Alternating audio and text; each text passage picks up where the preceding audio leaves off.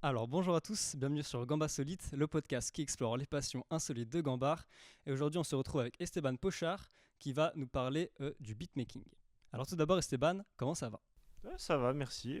Alors Esteban, tu es en 3F2, tu aimes beaucoup la musique et tu fais notamment du beatmaking. Ouais, effectivement. Alors pour commencer, notre première question c'est comment as-tu commencé le beatmaking? J'ai découvert le beatmaking en regardant Joyka parce que avant qu'il fasse des vidéos sur les dégustations de burgers, etc., il faisait de la musique. Et du coup, j'ai découvert le beatmaking par là. Et puis, souvent, j'ai eu l'idée de commencer. Mais j'avais souvent la flemme d'installer les logiciels parce que c'est pas un truc qu'on trouve comme ça directement.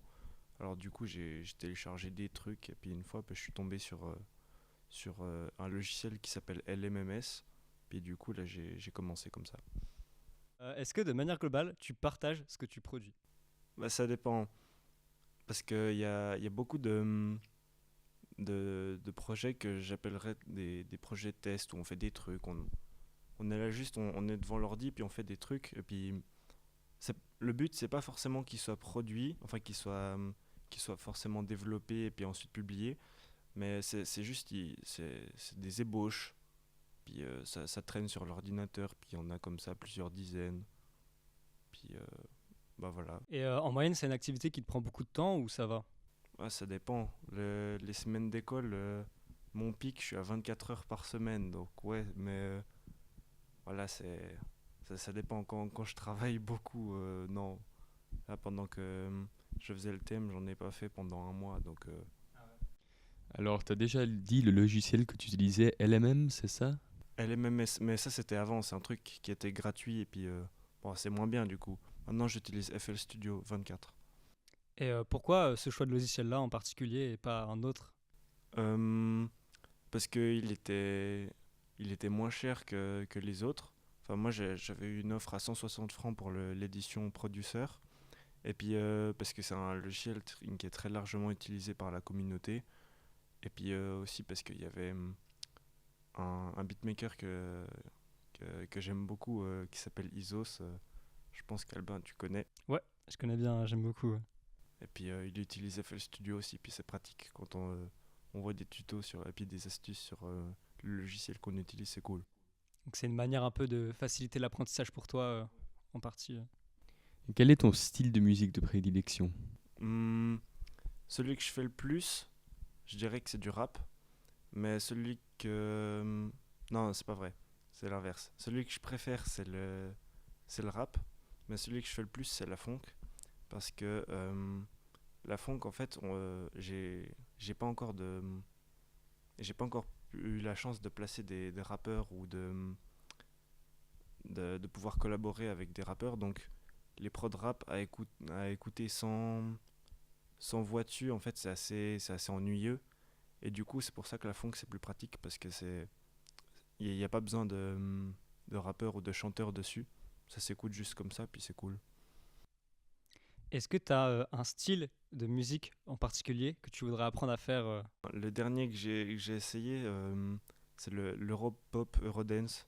C'est c'est super cool. C'est les sons qui étaient à la mode dans les années 2010. Puis c'est un mix un peu pop, EDM, rap, etc. Puis c'est trop cool à faire. Alors comment on fait pour mettre de la musique sur une plateforme? Alors pour publier la musique par exemple sur Spotify, etc., il faut passer par ce qu'on appelle un distributeur.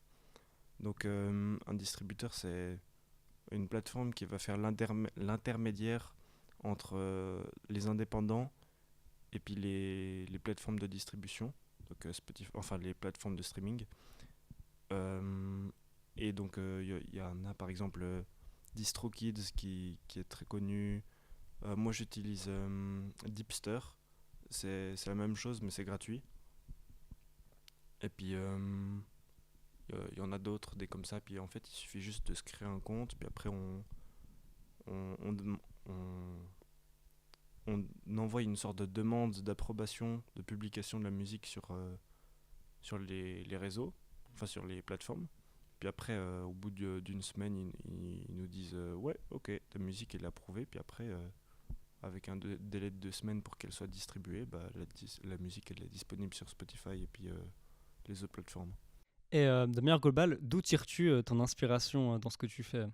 Je dirais que ça vient des packs de samples puis des VST qu'on a sous la main sur le moment, c'est-à-dire que quand on a envie de faire un truc et puis qu'on sait pas d'où ça vient, bah on ouvre simplement, enfin moi j'ouvre simplement un VST au hasard, donc c'est un émulateur de son qui va permettre de modifier, d'avoir une sorte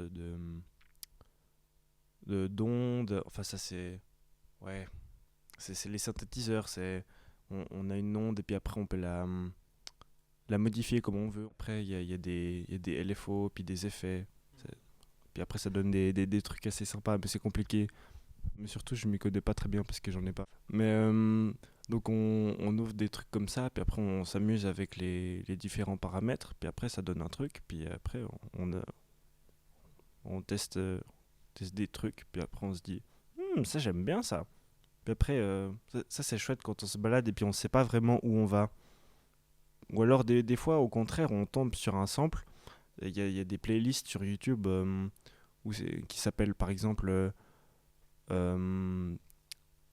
Best Sample Music. Puis en fait, c'est des playlists avec par exemple 400 vidéos. Et puis c'est des trucs où les musiques elles sont bien, puis elles peuvent être samplées. C'est-à-dire qu'après on va sur un site pour télécharger la musique enfin YouTube en MP3. Et puis après ça nous fait un sample. Et puis un sample, c'est une musique qu'on va travailler pour la mettre dans une autre musique. Puis ça se fait vraiment ça se fait normalement. Par exemple, il y a les Daft Punk, ils ont utilisé ça dans leur titre, je crois il s'appelle Harder, Smarter. Ça se fait dans toute l'industrie musicale globalement. Ouais, voilà, le sampling, c'est une technique très répandue. Puis du coup, si on tombe sur un sample comme ça qui nous donne plein d'idées, bah, ça peut venir comme ça. Ou alors au contraire, on tombe sur un son sur Spotify et on se dit oh là là, ça c'est une super idée, je veux faire ça. Est-ce que parfois tu as des idées de mélodies qui viennent d'un coup comme ça spontanément aussi ou Genre je suis en cours et puis j'ai des idées de mélodie. par exemple, je sais pas. Non, non, ça m'arrive pas ça. Et comment as-tu appris à faire du beatmaking? En regardant les tutos YouTube. Ouais, puis en faisant, en essayant beaucoup. Beaucoup de pratique forcément pour affiner après. Comment tu fais pour composer quelque chose qui n'existe pas déjà, pour créer quelque chose d'original lorsque tu fais quelque chose? Pour faire quelque chose qui n'existe pas déjà. Dans le sens où, pour faire quelque chose qui euh, est un peu ta propre identité ou qui ne ressemble pas à des choses qui existent déjà. Ah, c'est compliqué. Ça, je pense, ça vient avec la pratique. On se dit, ah, ça c'est marrant. C'est quand on fait un peu de. Bah, justement, dans ce que je disais avant, c'est les, hum, les projets qui sont pas destinés à sortir, où on fait un peu n'importe quoi. Puis c'est un peu du bac à sable. Et puis dans ce genre de projet-là, on se dit, on teste des trucs. Puis quand on fait un truc cool, on se dit, ah, mais c'est sympa ça. Peut-être que je pourrais le tester une autre fois. Puis après, on se dit, ah, ça j'ai bien aimé comment ça rendait. Puis du coup, aussi avec la compo, enfin une sorte de palette de différents effets qu'on aime bien, puis qu'on utilise plus souvent que les autres, ou une sorte d'agencement d'effets. Alors, as-tu un conseil pour ceux qui souhaiteraient se lancer? Hum, un conseil. Je sais pas, moi j'adore regarder des tutos YouTube. Souvent les gens, quand je leur disais ouais, regarde des tutos YouTube, ils étaient offensés parce qu'ils pensaient que ça voulait dire qu'ils étaient nuls. Mais tout le monde regarde des tutos YouTube. C'est- Ça devrait être la base. Et concrètement, pour faire du beatmaking, on a besoin de quoi d'un point de vue matériel? Et puis, est-ce que de manière globale, ça coûte cher ou pas? Pour commencer, la base de la base, c'est gratuit. Du moment que tu as un ordinateur et puis bon, des écouteurs, il n'y a pas besoin de plus. Mais bon, si on veut s'acheter par exemple un DAW, donc un logiciel pour faire, ça peut coûter 100 francs, 200 francs, suivant le logiciel qu'on veut. Je crois que Ableton Live, il y a une version qui coûte 900 francs, donc ça pique. Et Les micros aussi, des micros de qualité, ça coûte aussi assez cher. Mais je sais qu'il y a des micros qui sont assez abordables. Par exemple, à 150 francs, je pense on peut trouver un bon micro. Et puis, les casques, il y a le Bayer Dynamics 770 qui est très répandu, ouais, qui coûte 140 francs suivant l'endroit où on l'achète. Puis, ouais, je pense avec ça. Ah, puis aussi les. Carte son peut-être, non? Ouais, alors les cartes son aussi, ça coûte aussi aux alentours de 150 francs, peut-être un peu moins. Mais aussi, ouais, au niveau des instruments, si on veut. Mais c'est tout des options qu'on prend en plus. Euh, les instruments, par exemple, là, moi j'ai une banque Contact qui coûte 300 francs. C'est. Ah ouais, c'est beaucoup. Ouais, je l'ai reçu à mon anniversaire, j'étais content. Euh, Ouais, puis après, il y a plein de sons, je crois il y a 40 000 sons dedans. Est-ce que personnellement, je trouve pas ça un peu cher, 300 francs pour des instruments qui fondamentalement n'existent pas vraiment, tu sais, c'est purement virtuel. Ouais, mais. Alors oui, mais en fait, c'est un outil comme un autre. Donc, dès le moment que tu peux l'utiliser, après, bah, c'est là, quoi. Je veux dire, il n'y a pas besoin qu'il soit physiquement présent pour qu'on puisse les utiliser, c'est cool aussi. Tu trouves que ça vaut le prix que ça vaut? Enfin, Bah, vu la variété qu'il y a dedans, je veux dire, il y a. Enfin, là, en plus, c'est un exemple. Il y en a qui sont beaucoup moins chers. Par exemple, je crois il y a Nexus. C'est un. Puis d'autres, je les ai pas achetés, ceux-là. Mais je crois que ça vaut 100 à 200 francs. Puis c'est des super banques aussi de presets. Donc d'instruments déjà créés dans les synthétiseurs. Et puis, ouais, ça vaut entre 100 puis 150 francs, je crois. Et puis, non, franchement, parce que c'est très polyvalent. Puis, alors, celle que j'ai, il y a des pianos, beaucoup, beaucoup de pianos. Il y a des trompettes. Il y a plein de synthés aussi. Il y a des vocaux. Il y a des marimbas. Enfin, il y a plein de trucs, quoi. Donc, non, c'est assez polyvalent, c'est chouette. As-tu des beatmakers qui t'ont inspiré? Euh, Bah dans le Robop Eurodance là, que je citais avant, il y a Red One que j'aime beaucoup, qui est très fort. Il a fait tellement de titres internationaux. Genre, il a fait Magic in the Air.